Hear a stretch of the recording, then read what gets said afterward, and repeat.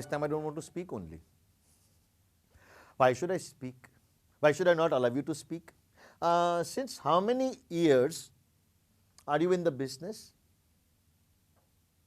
How many challenges have you seen?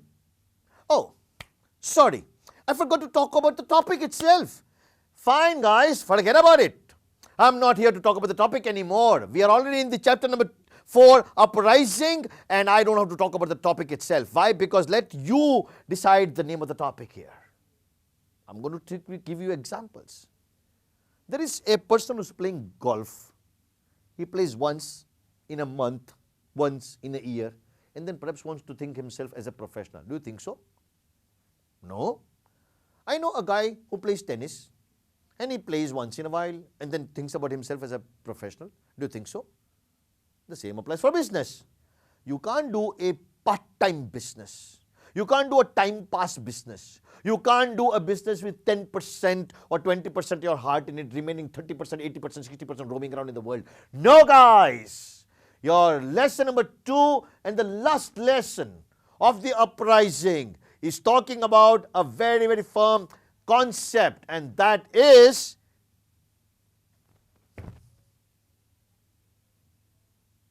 stay there. Persistent. Be persistent. Economic ups and downs, stay there.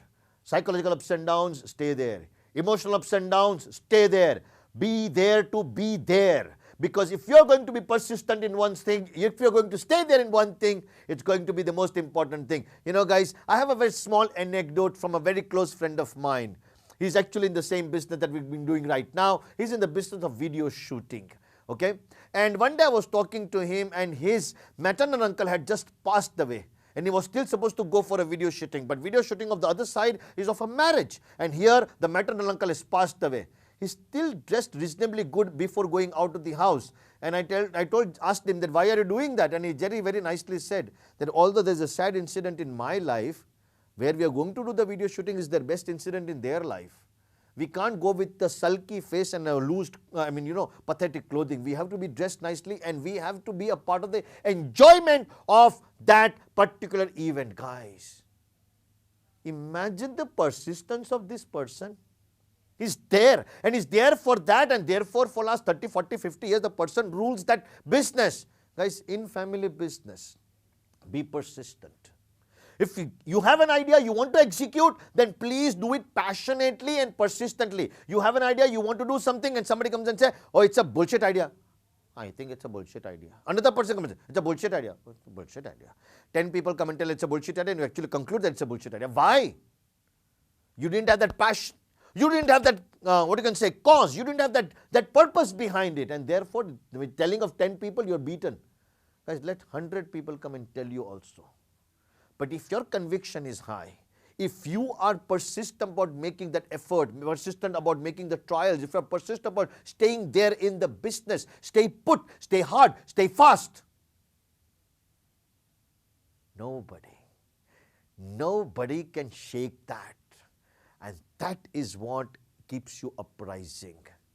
You are almost at the half of the Mount Everest, and then somebody calls you or somebody like, I don't think you can make it, why go there? I'll still make it. If I still don't make it, I'll perhaps die. But I'll die with the dream that I had of making it. Stay there. And that's my lesson number 2, guys, of the chapter number 4, uprising. People who've made up there are not people who did that thing overnight, not in one night and one day, not just yesterday. They have been there persistently doing it continuously, repeatedly. And many people have heard that very, very small anecdote that there was a person who was called to do some fixing of something, and he just hit one nail and he charged a $10,000 bill. That's a very small anecdote. Everybody knows it's everywhere in the social media also. Okay, and he created the bill. The bill of hammering it is $1. Okay, but he said where to hammer it is 9,999. He said, why? I need to, for the logic or the science is where to hammer it, not just hammering it. Guys, that comes because of persistence, because you're there, you stay put. And if you stay there put, you're going to be successful. You know, I always keep that. A businessman is one who always is there, stay there. Many people, you know, come and talk to us and they said, are you still with the same organization?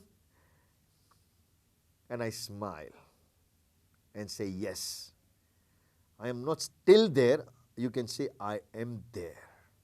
I am a brick in the wall. I'm a brick in the foundation. And today the business has grown 40x, 50x, and I'm still there.